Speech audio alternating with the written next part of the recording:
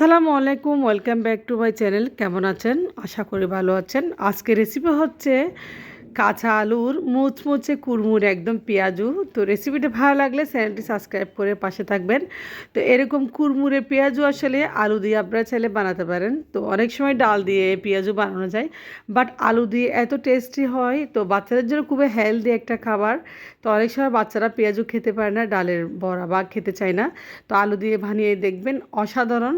তো চলে যাচ্ছি মূল রেসিপিতে। এখানে আমি দেখতে পাচ্ছেন আমি 2টা আলু গ্রেট করে নিয়েছি খুব সুন্দর করে গ্রেটার দিয়ে, আর দিয়েছি পেঁয়াজ কুচি। তো পেঁয়াজ কুচি কাঁচামরিচ কুচি আমি একসাথে দিয়েছি। তো হাতের কাছে যা আছে তাই দিয়ে আসলে পেঁয়াজও বানানো যায়, কাঁচামরিচ ধনিয়া পাতা যা আছে তা। তো আমি কাঁচামরিচ পেঁয়াজ দিয়ে দিয়েছি। তো আপনারা চাইলে আদা বাটা রসুন বাটা ব্যবহার করতে পারেন। আমি যেহেতু খুব একদম আর্লি খুব সহজভাবে বানাচ্ছি, তো এখানে দিয়েছি মরিচের গুঁড়া এবং হলুদের গুঁড়া, আর লবণটাও পারফেক্টলি আমি দিয়েছি। আর দিয়েছি এখানে আমি দেখতে পাচ্ছেন মেজারমেন্ট কাপে হাফ কাপ পরিমাণ ময়দা আর হাফ কাপ পরিমাণ বেসন। আমি হাফ কাপ করে দিয়ে দিলাম, ফুল কাপ দিই নাই। তো বেসন এবং ময়দা দিয়ে ভালোভাবে আমি এখন দিয়েছি এখানে অল্প পরিমাণে কর্নফ্লাওয়ার। তো কর্নফ্লাওয়ারটা অবশ্যই দিবেন যাতে একটু কুড়মুড়েটা বেশি হয়। তো কর্নফ্লাওয়ার দিয়ে ভালোভাবে আমি হাত দিয়ে এখন একটা ময়ান করে একটা ব্যাটার রেডি করে নেবো পেঁয়াজুর জন্য। তো আলু দিয়ে তো কুড়মুড়ে পেঁয়াজু বানানো যায়, আসলে আপনারা খেলে অবাক হয়ে যাবেন, এত মুচমুচে হয়, অসম্ভব মজাদার এই পেঁয়াজুটা। তো দেখতে পাচ্ছেন আমি একদম ভালোভাবে হাত দিয়ে মেখে নিচ্ছি। তো হাত দিয়ে একদম ভালোভাবে আমি দেখতে পাচ্ছেন মেখে নিচ্ছি, যেন লবণ মরিচ আলুর ভিতরে ঢুকে। তো ময়দা এবং বেসনের পরিমাণটা খুবই কম দিবেন। দেখতে পাচ্ছেন আলুগুলো উপর থেকে বেশি উঠেছে খুব সুন্দর করে। তো আলুগুলো খুবই মুচমুচে, আসলে খেতে খুবই দারুণ হয়। তো ডালের বড়ার থেকে আলুর এই বড়াটা অসাধারণ হয়। আপনারা চাইলে একবার এই রোজার মাসে ট্রাই করতে পারেন অবশ্যই।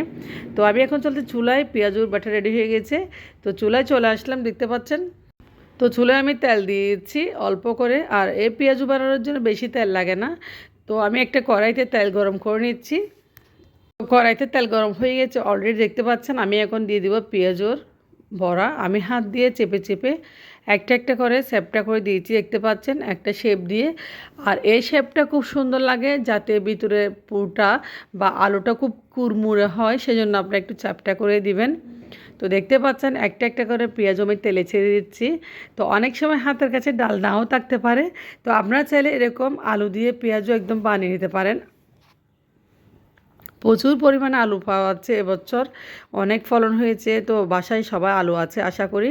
তো পেঁয়াজও আসলে খুবই মজা, বিশেষ করে ডালের থেকে আলুরটা। তো দেখতে পাচ্ছেন পেঁয়াজও এক পাশ অবশ্য হয়ে গেছে, আমি অন্য একটা পাশ উল্টায় পাল্টে দিচ্ছি। অবশ্যই একটি পাশ হয়ে গেলে অন্য একটা পাশ অবশ্যই উল্টে দিবেন, একটি পাশ না হলে অন্য একটা পাশ উল্টাইতে যাবেন না। তো দেখতে পাচ্ছেন পেঁয়াজুর কালারও চলে আসছে, দেখে বোঝা যাচ্ছে কত যে সুস্বাদু হবে। অনেক কুড়মুড়ো হয়েছে, আপনারা যখন বানাবেন তখন অবশ্যই বুঝতে পারবেন এত যে কুড়মুড়ো হয়েছে। আসলে পেঁয়াজুটা দেখে আপনারা বুঝতে পারবেন না, আপনারা অবশ্যই ট্রাই করবেন। দেখেন পেঁয়াজু হয়ে গেছে, আমি তেল ঝরিয়ে একটা প্লেটে নিয়ে এসেছি, সার্ভ করতেছি। তো আমার আসলে খেতে ইচ্ছে করছে, হঠাৎ করে আমিও বানিয়ে নিলাম। তো দেখতে পাচ্ছেন উপর থেকে কত ক্রিস্পি লাগতেছে, খুব সুন্দর পেঁয়াজু বানিয়ে নিয়েছি। আমি প্লেটে নিয়ে নিচ্ছি, সার্ভ করতেছি। দেখতে পাচ্ছেন, আপনারা বুঝে নিচ্ছেন অবশ্যই পেঁয়াজুর কালারটা দেখে। তো এইভাবে পেঁয়াজুগুলো বানিয়ে নিয়েছি এক এক করে খুব সুন্দর করে। তো পেঁয়াজুগুলো আপনারা চাইলে চস দিয়ে পরিবেশন করতে পারেন, আমি নিয়েছি চস, তো চস দিয়ে খাচ্ছি, খুব ভালো লাগতেছে আসলে মাশাল্লাহ।